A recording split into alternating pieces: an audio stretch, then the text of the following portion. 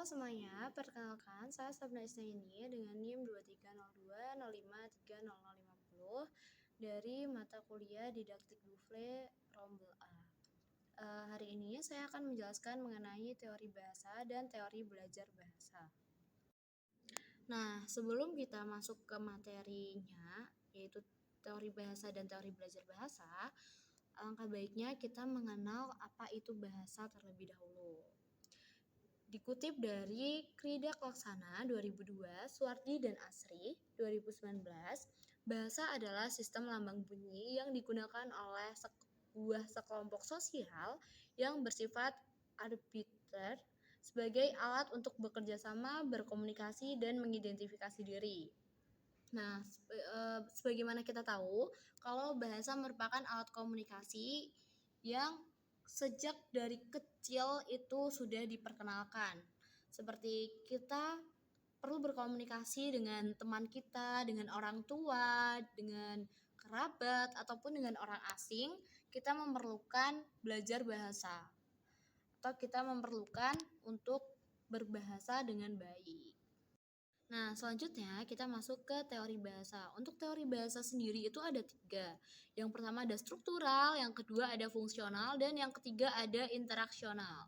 Nah, untuk yang teori bahasa struktural dikutip dari Hart 1988, yaitu teori bahasa struktural yang banyak mengambil manfaat dari linguistik struktural atau deskriptif, memandang bahasa sebagai suatu sistem yang mengandung beberapa komponen yang saling terkait seperti sistem bunyi, sistem kata, sistem kalimat, dan sistem makna. Nah, seperti yang teman-teman tahu, kalau kita ada mata kuliah morfologi, fonetik, dan linguistik itu termasuk dalam teori bahasa struktural. Nah, mungkin teman-teman yang bahasa bisa relate dan teman-teman yang luar bahasa mungkin kurang relate ya. Tapi nggak apa-apa, teman-teman. Oke, selanjutnya ada teori bahasa fungsional. Dikutip dari Halliday, yaitu bahasa sebagai alat untuk mengungkapkan fungsi-fungsi komunikatif lebih banyak berhubungan berat dengan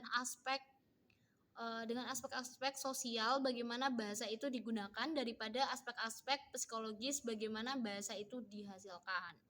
Nah, selain itu juga ada dari Finocchiaro 1988b menjelaskan bahwa fungsi dari bahasa tersebut itu dikelompokkan dalam 5 kategori, yaitu personal, interpersonal, direktif, referensial, dan imajinatif. Seperti fungsi-fungsi komunikatifnya itu kalau melihat contohnya seperti kita meminta seseorang untuk membandingkan antara kata satu dengan kata lainnya. Selain itu masih ada satu lagi nih teman-teman, yaitu teori bahasa interaksional, yaitu teori ini memandang bahasa sebagai alat untuk menciptakan dan menjaga hubungan sosial antar individu.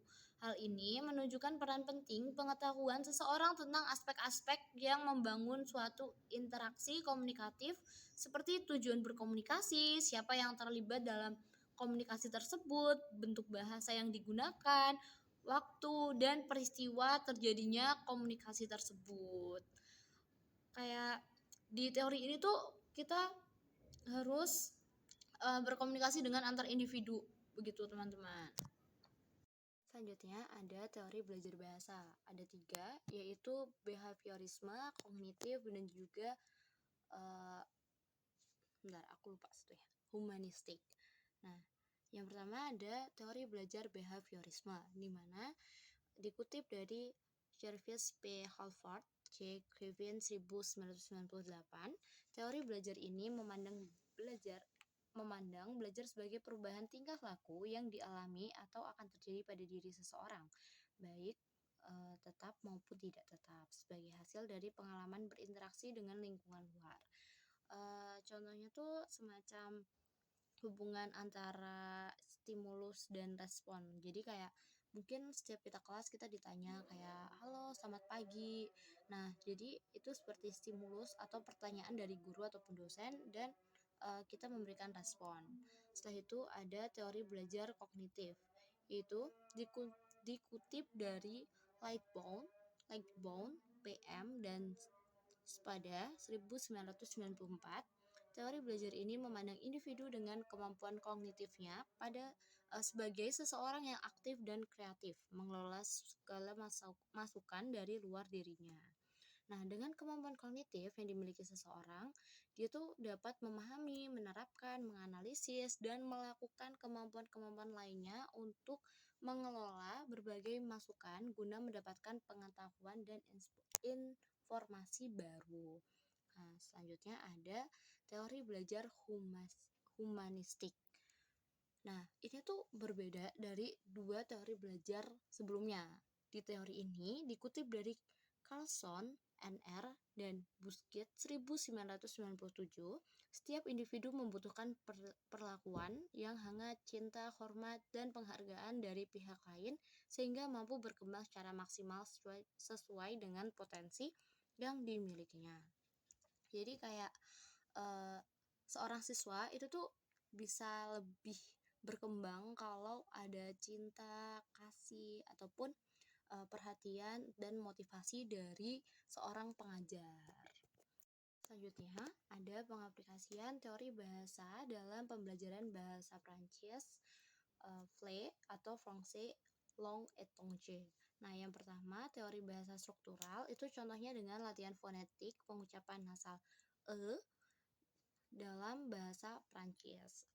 Itu masuknya ke fonetik. Selanjutnya ada teori bahasa fungsional, contohnya dengan membuat dialog dengan tema megazang, toko, terus restoran, ataupun di tempat umum yang berfokus pada sapaan dan juga arah. Kayak ini tuh kalau mau ke restoran lewat mana? Nah, itu kita bisa pakai yang fungsional.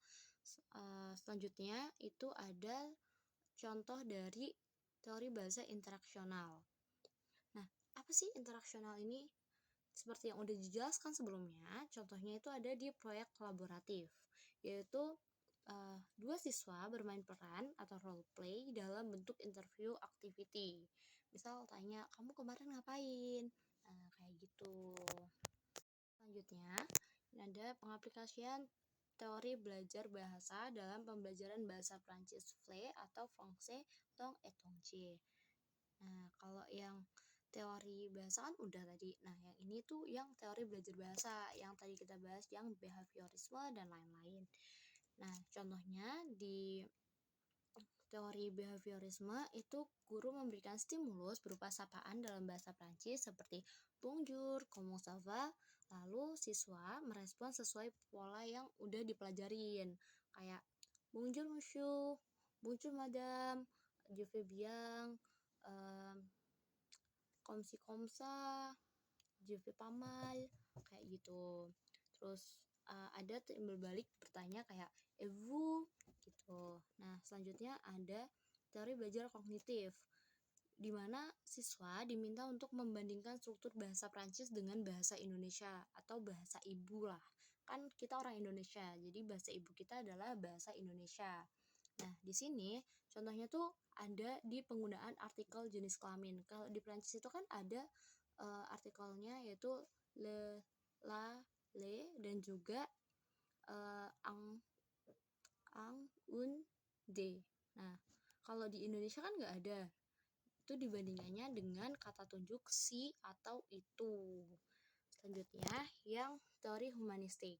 Yaitu dengan membuat forum diskusi mengenai hobi ataupun pengalaman pribadi di mana siswa dapat bercerita dengan bebas tanpa takut dihakimi.